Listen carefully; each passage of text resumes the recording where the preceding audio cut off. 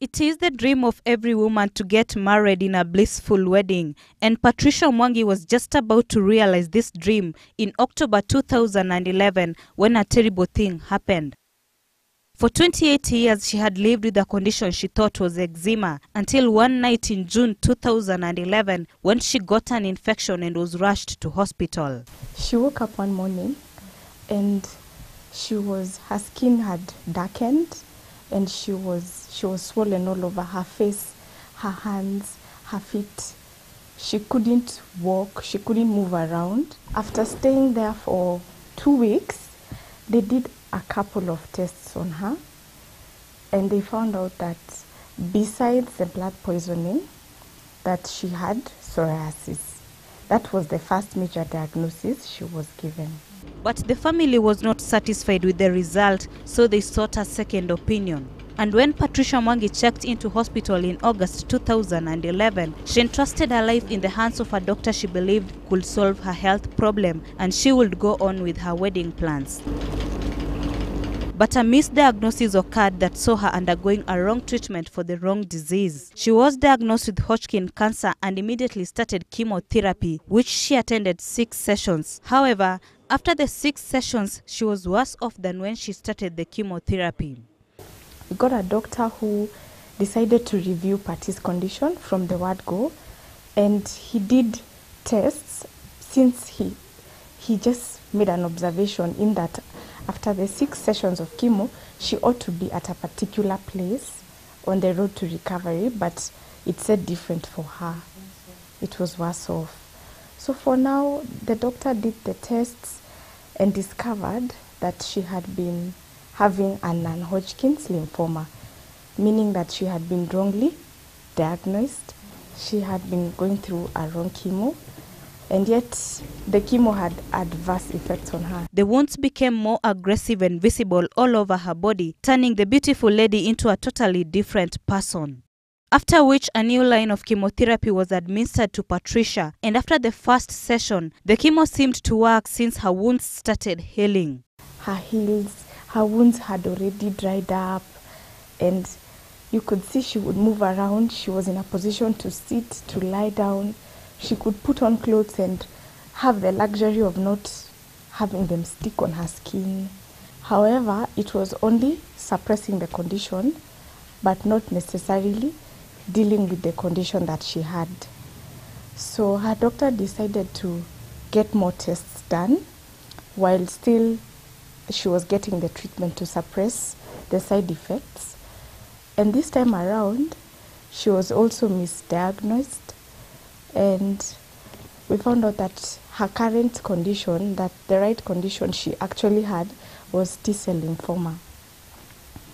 This was rather painful because we had suffered a misdiagnosis 2 times in a row, but at least by the fact that we knew it was T-cell lymphoma and we had done all we could now continue with the treatment. With the right information, the family weighed their options and finally settled for Medanta Hospital in New Delhi, India, where it was cheaper and more accessible for them. Her preparation for the journey saw the family undergo its worst experience when Patricia was almost denied permission to travel due to her appearance. But she saw it as an opportunity to say how Patty looked disturbing, how Patty was ugly, how Patty would disturb other clients, that people will cancel their flights when they saw her.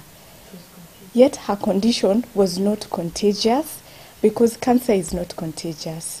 And when you go through challenges in life, no one should ever be able to open their mouth to say, she looks disturbing, she's ugly, passengers might cancel their flights. We spoke to one of the doctors at the airport. The doctor was kind and he was thoughtful. He saw Patty for the real person that she was, a fighter, someone willing and fighting to get better. And one of the travel restrictions they put on Patty was that she had to wear a buibui. So we had to run around during the night to get a buibui for Patty to put on. And she even had the hijab where you would only see her eyes. Her eyes were also affected because they had wounds. So it was really distressing for her. And one of the very last moments I got to see Patty alive was when she put on the buibui and she looked in the mirror. She felt like everyone had made her to feel like she's filth. When Patricia got to London, her condition finally improved, and the family was hopeful that she would heal and come back home. Her body immune was, however, very low due to the chemotherapies and other medications she had undergone. Boosting it posed a bigger challenge for the doctors than even treating her skin condition. And when she contracted pneumonia, Patricia passed on almost immediately since her body was too weak to fight. Patricia's wedding will never be, and all the plans that were on hold until she gets better now has to be cancelled completely. She had set the wedding dates, she had done the venue, her wedding dress was done, bridesmaids' dresses were done, everything was so okay. The only bit was that she was not able to try on her wedding dress as a result of the wounds. I would like to appeal to my family, my friends, well-wishers, anyone that knew Patty, any one of you that still doesn't know her, but as a result of watching this, you have been touched by her story and her journey and her fight for life. Please come on board, let's join hands. Let's bring Patty back home to her final rest. It's not been easy, but we can do it if we all come together. I'd also like to appeal to the government, the Kenyan embassy in India. I would love that